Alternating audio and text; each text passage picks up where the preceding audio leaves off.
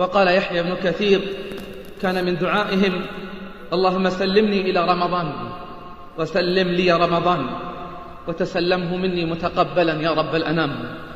فمرحى بشهر طيب مبارك كريم. في رمضان أنزل القرآن والكتب السماوية، في رمضان الشفاعة بالصيام والقرآن، في رمضان التراويح والتهجد، في رمضان التوبة وتكفير الذنوب، في رمضان تصفد الشياطين، في رمضان تغلق أبواب الجحيم وتفتح أبواب الجنان، في رمضان الجود والإحسان والعتق من النيران، في رمضان الصبر والشكر والدعاء، في رمضان مضاعفة الحسنات وليلة القدر، رمضان شهر الجهاد والانتصار.